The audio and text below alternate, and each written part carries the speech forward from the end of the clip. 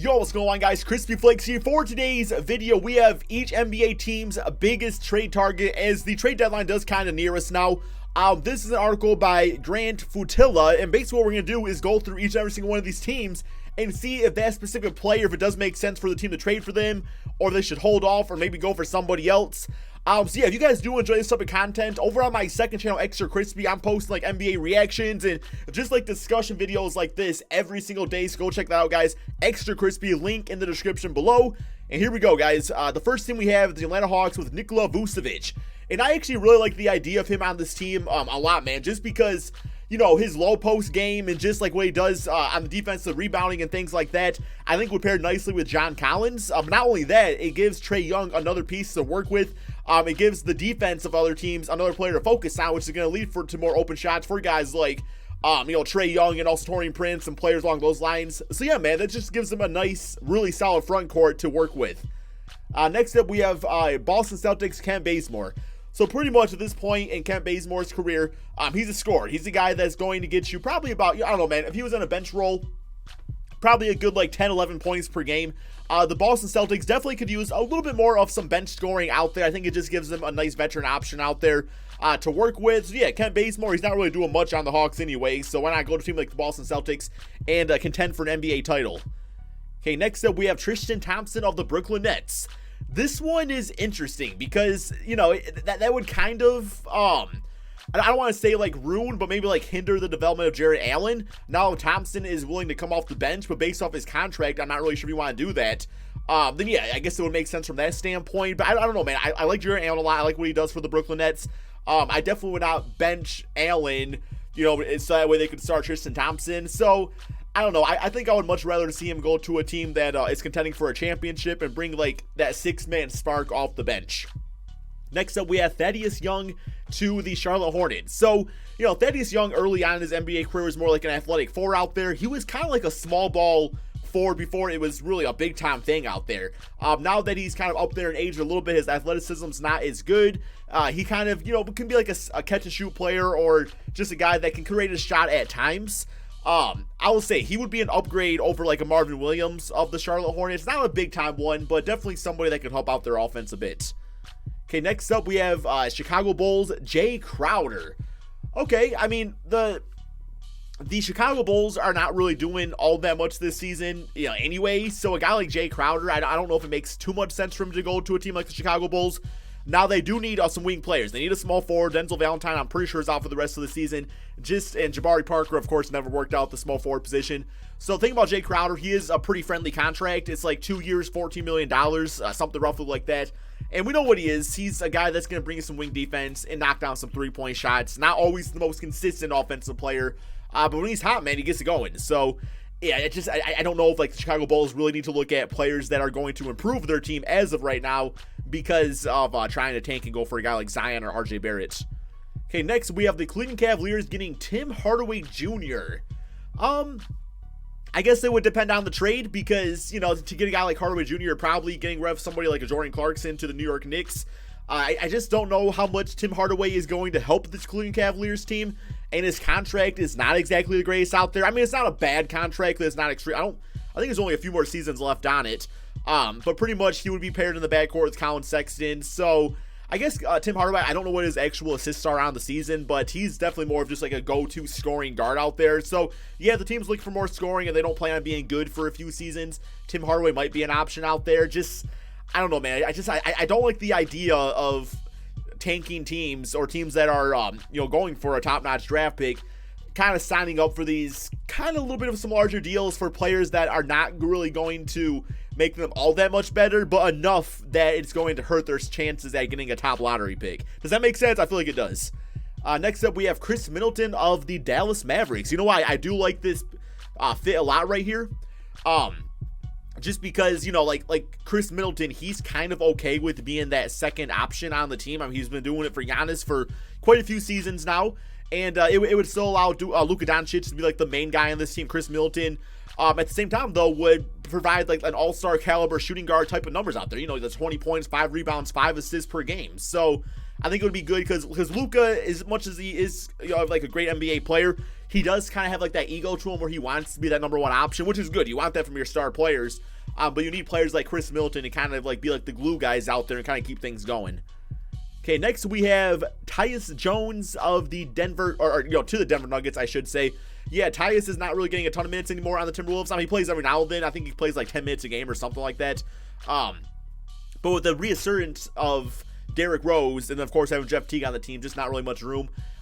This one doesn't make a ton of sense for me because, right now they got Jamal Murray, who's the starting point guard. They have Monte Morris, who's a pretty solid backup point guard, and there's not even really room right now for Isaiah Thomas to be playing. So I don't really see why a guy like Tyus Jones makes big time sense. I would love to see them go for somebody like a Kevin Love.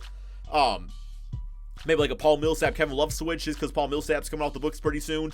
So that would allow the Cleveland Cavaliers to get out a big time contract, but also the the Denver Nuggets, who are one of the top teams in the Western Conference, it would allow them to compete more like Golden State and teams like that.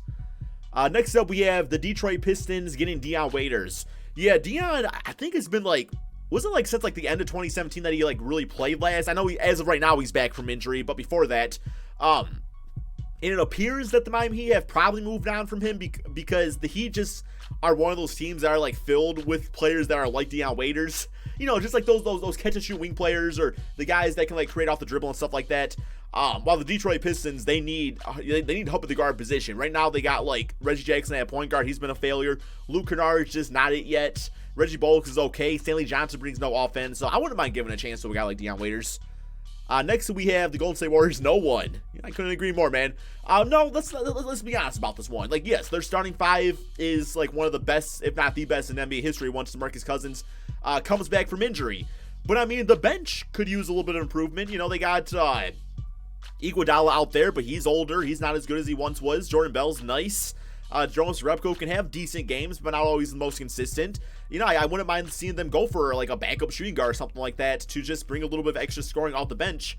When guys like Curry or Klay Thompson or somebody like that is out of the game. You always want to have those floor spacers out on the court. Next up, we have Al-Farouq Amino for the Houston Rockets. Yes, I love this fit. He's one of the best wing defenders in the entire NBA. He would be the perfect 4 on this team, or really could play the 3 spot also. I feel like he could be for this team what Trevor Ariza was before, and for a pretty cheap price. He doesn't really got a very expensive contract. I think it's only on a 1-year deal anyway, for $7 million. So very low risk move, and somebody that I think would fit instantly into this offense. Next up, we have the Indiana Pacers going for Jabari Parker. I'm trying to think because if they trade away Thaddeus Young, they get the younger kind of small ball 4 spots in Jabari Parker, who would really just be asked to play some do some offensive things out there. Defensively, Jabari's not really that great at defense, but I mean you have Miles Turner who's really good and good shot blocker, so I feel like he could fit into this team and kind of rejuvenize that role of what Thaddeus Young was on here, just a younger version of Thaddeus Young, if that makes sense.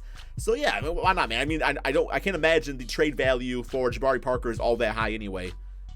Next up, we have Los Angeles Clippers, also Jabari Parker. This one does not make sense to me because they have Tobias who plays the 4 spot. They have Gallinari who plays the 3 spot. Both those players having exceptional NBA seasons. Jabari would really only take minutes away from Tobias because he's not going to play the 3 spot at all unless he wants to come off the bench and just play a limited role like that. That's fine, but no, I don't like this one at all. Next we have the Los Angeles Lakers going for Zaza Pachulia. So Tyson Chandler's actually been pretty solid for the Lakers. They have JaVale McGee, who when healthy is pretty nice. I don't really see why they need a player like Zaza Pachulia, but they already got their front court center position pretty much on lockdown. They got offered a superstar player or an all-star caliber center, that'd be fine. But they don't really need Zaza. They already got JaVale and Tyson Chandler. Even Maurice Wagner should probably get some more minutes out there too. We have Alex Len for the Memphis Grizzlies. This one doesn't sound too bad. Alex Len is a serviceable backup center. They got Marcus Gasol, Jaren Jackson for the front court, so he's not going to start or anything like that. And I'm trying to think who the backup center is for the Memphis Grizzlies, and I cannot think of who it is. So yeah, it's probably a good indication that they should bring in some sort of player like an Alex Len to kind of help with their rotation. We have Miami Heat, Tim Hardaway Jr. You know what? I don't really have a good opinion on this one, if it would be good or bad. I mean, Dwayne Wade is going to be retiring after the season. So, doesn't Tim Hardaway, like his father, isn't he like part of the coaching staff or something like that for the Miami? Maybe he used to be. I don't know if he is anymore. It would be kind of a fun kind of like trade to watch go down. I just don't know how much he's going to help that team this season if they really want to lock up that much money into Tim Hardaway Jr. going forward. Milwaukee Bucks, Joe Harris, yeah, pretty much the offense of the Bucks is surround Giannis with as many three-point shooters as possible. Joe Harris, he been killing from the three-point line on the Brooklyn Nets, and that's a team that doesn't really have like any players on there worth double teaming. Yeah, sometimes D'Lo, I guess. But for the Milwaukee Bucks, it's like, yeah, if he's on this team, he's rarely ever gonna get like, you know, because there's gonna be players like double teaming like Chris Middleton and Giannis and players like that. So that's gonna lead to a lot more open opportunities for Joe Harris. We have Minnesota Timberwolves, Michael Kidd-Gilchrist. He would play the 4 spot, of course. Would be a nice actual addition alongside Karl-Anthony Towns. Now, Karl is doing a bit better this season defensively. Last I remember, I don't know over the last few games. I don't know how, like the grand scheme of things if he's been better. But I mean, he just brings so much offensively that Michael Kidd-Gilchrist could be like the opposite effect, where he could kind of focus solely on defense. I mean, he can still knock down the mid-range. He can still cut to the basket, do things like that. But yeah, I think it would be a nice little pairing to have alongside Karl-Anthony Towns. New Orleans Pelicans getting Wesley Matthews. So I will say, man, I know I've done this a few times myself. Wesley Matthews is actually a very underrated player in this NBA. He's just not one of those players you look at and be like, oh my god, like he's putting up great numbers. But no, he does put up pretty good numbers. He's always like double digit in scoring, always a pretty solid defender. Can always grab a few rebounds, few assists out there. And he's the type of player the Pelicans need. The Pelicans need more wing players. They need more spacing, and I think a guy like Wesley Matthews could definitely present himself as a good asset for the Pelicans. We got Ivica Zubac for the New York Knicks. Yeah, I mean, maybe for a backup center, I guess. Because as of right now, they have Enes Kanter. I mean, he might be traded by the time you're watching this video because Enes Kanter's not really liking his role on the team. Mitchell Robinson is definitely the starting center of the future of the Knicks, unless they end up getting some superstar like a Boogie Cousins or somebody like that in free agency. But yeah, I mean, like Zubac is a guy that can play some backup center. If he ends up being a third stringer, that's also fine. He'll bring you a little scoring around the basket, very, very limited amount. Get a few blocks every now and then, and that's about it. We got Drew Holiday for the oh my, I really like this fit because that 2 spot, and Drew Holiday's been playing the 2 of the past few seasons. That 2 spot needs a guy that can play some defense and score. I know OKC Thunder fans are really excited to get Andre Roberson back because of his defense, but I mean, like, Drew Holiday, not only does he bring that, he also brings the offensive skill set. I feel like he could play off of Russell Westbrook, or he can handle the basketball at times too. So that'd be a pretty interesting fit. Next we have Frank Ntilikina for the Orlando Magic. Yeah, Magic, their starting point guard right now is DJ Augustine, who has no business being a starting point guard. Like, don't get me wrong, I love DJ Augustine. He's a good guy, good point guard. But he's not a guy that's going to carry your team to the next level. The Magic are at the point where it's like they're probably going to get rid of Vucevic. Mo Bamba is still a few years away. So, you know, you bring in Frank Ntilikina, start working on that chemistry. And really in a few seasons between Frank and also Mo, the defense actually has some pretty good promise. So I like the idea of this. Next, we have Danny Green for the Philadelphia 76ers. Now, I don't really know why the Raptors would get rid of Danny Green. But yeah, I mean, I guess looking at it from the Philadelphia 76ers standpoint, he's not as good a shooter as JJ Redick, but he's still a very respectable three-point shooter, and he brings the defense, which JJ Redick, of course, is not. Also, you know, in theory, it sounds like Jimmy Butler and the 76ers are having chemistry issues, so if some trade were to go down, then Danny Green would be some nice, like, assurance, assuming that Jimmy Butler got traded to a different team. I don't think that's going to happen, but it definitely could. We have Mike Conley to the Phoenix Suns. Ooh. You know, I'm not quite sure about this one, because, like, Devin Booker, I think, is ready to, like, start winning basketball games, so maybe in the sense of keeping him happy, it makes sense. But, I mean, Mike Conley is, like, what, like 30 now? Maybe a little bit older than that. And I know his contract situation. I think after this season or next season, it's finally up. But he did get a ridiculous contract a few seasons ago. It does give them some stability at the point guard position, which they've not really had since Goran Dragic. So, yeah, he doesn't really fit into the whole rebuild thing. But maybe he's, like, the point is this is like, okay, we don't want this team to be viewed as a rebuilding team anymore. We want this team viewed as a team that's ready to, like, take that next step with Ayton and Devin Booker and, of course, Mike Conley. So it's not bad. I don't hate it. I just don't know if I absolutely love it either. Joe Ingles to the Portland Trail Blazers. Yeah, I mean, Nurkic is nice. CJ McCollum is great. Damian Lillard is amazing. It's always been like that 3 spots for the Portland Trail Blazers, but they just don't really have a solid presence out there. Joe Ingles brings this team a great 3-and-D player, which would be great, man. So, yeah, no complaints here. Joe Ingles, we all know what he does at this point. He'd be a good fit for the Portland Trail Blazers. We have Jeremy Grant to the Sacramento Kings. This one I disagree with because this team has so many front court players. He would probably just get lost in the rotation, or he would just get buried in the bench, or somebody would. So no, I don't like this one. I like Jeremy Grant on the OKC Thunder. I feel like he's a good fit there. Paul Millsap to the San Antonio Spurs. Yeah, Paul Millsap, not as good as defender as he was before, in his prime and stuff. But I mean, I guess that kind of goes without saying, right? Very injury prone player. I think he's got 1 year left on his deal, $30 million. So it does free up cap space. So you're looking at a front court of Paul Millsap probably at the 4 spot, LaMarcus Aldridge at the 5. It's something. It's not going to win you a championship. I guess it frees up money after the season. Juan Hernan-Gomez to the Toronto Raptors. So he's been starting as of late for the Denver Nuggets. Not every game. Sometimes it's Torrey Craig. Sometimes it's Juan Hernan-Gomez. I mean, I've watched him play. I don't really see too much going on with him. He would probably give them a little bit of some bench depth, I guess, at the small forward position, and that's about it. Marvin Williams to the Utah Jazz. Yes. Now, I don't know if Marvin Williams is the perfect... I like the type of player Marvin Williams is the type of player that need around Rudy Gobert. I would probably look for a younger type of player if possible. Maybe a Jabari Parker or a Al-Farouq Aminu, somebody like that. But yeah, Marvin Williams, he's a stretch 4, and that's where you need alongside Gobert. You don't need Derek Favors. It makes no sense they re-signed him. And finally, we have Clint Capella to the Washington Wizards. Houston Rockets would be stupid to do this.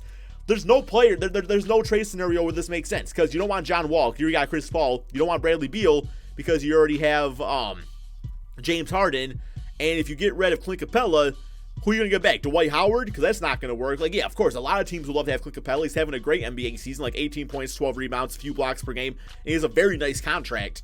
So yeah, I guess that would be a trade target. I just don't see the Rockets in any scenario letting go of Clint Capella.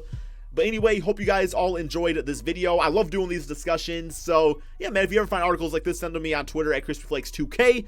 And at the same time, guys, if you do like NBA reaction type of stuff like this, go check out the second channel, Extra Crispy.